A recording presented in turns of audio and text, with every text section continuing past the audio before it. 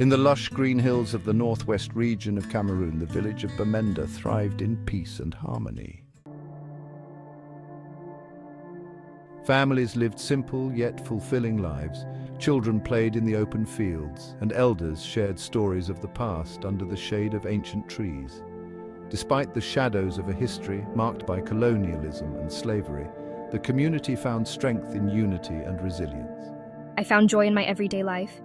Her husband, Samuel, was a beloved local teacher.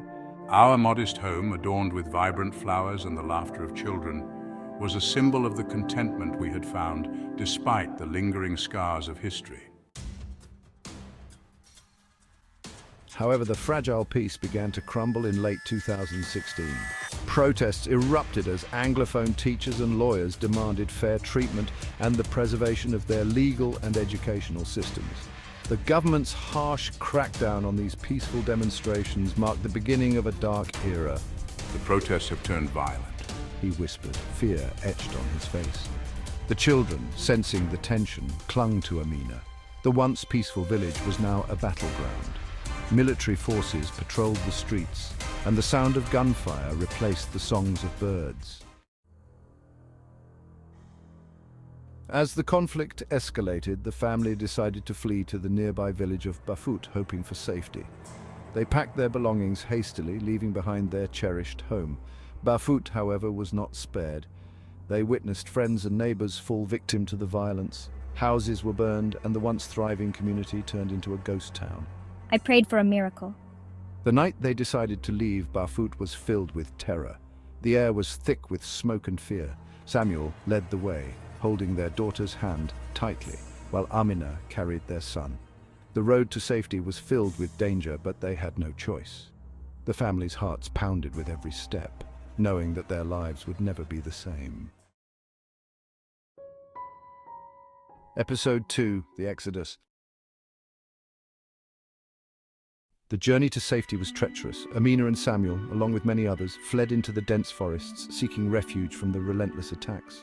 The elderly, like me, struggled to keep up. Mama Grace, a widow who had lost her husband to the early days of the conflict, was determined to protect her grandchildren.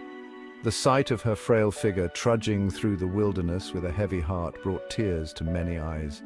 As they navigated the thick underbrush, Amina thought of the life they had left behind, the memories of peaceful days in Bamenda, the laughter of her children playing in the fields, and the warmth of their home felt like a distant dream. The reality of their situation was stark and unforgiving. The crisis gave rise to diabolism, as desperation drove some to seek protection through dark means. Young men, once the pride of their families, joined armed groups, believing it was the only way to defend their loved ones. Innocent lives were lost, and the sense of community shattered. Among these young men was Amina's cousin John, whose descent into darkness was a tragic testament to the crisis. I thought I was protecting my family, but I lost myself in the process. Among the chaos, a new terror emerged. Ruthless individuals exploited the situation, kidnapping poor villagers and demanding ransom from their already impoverished families. Amina's brother Peter was one such victim. His captors showed no mercy, and his family's attempts to gather the ransom ended in despair. They took me, and I knew my family couldn't afford the ransom. I felt so helpless. The anguish of losing Peter weighed heavily on Amina, each day a reminder of the brutality that had engulfed their lives. As the nights grew colder and the threat of violence loomed larger, entire villages emptied. Mothers like Amina and elderly women like Mama Grace huddled in makeshift shelters deep in the forest. They shared stories of the peaceful days before the war, when life was simple and hope was abundant. These memories, now tinged with sorrow, kept them going. Remember when we used to gather by the river? Those days seemed so perfect. Yes, child, we'll hold on to those memories. They give us strength. One night, as the stars flickered above the forest canopy, Amina looked at her children, their faces innocent and full of trust. Tears streamed down her face as she whispered, We will find peace again.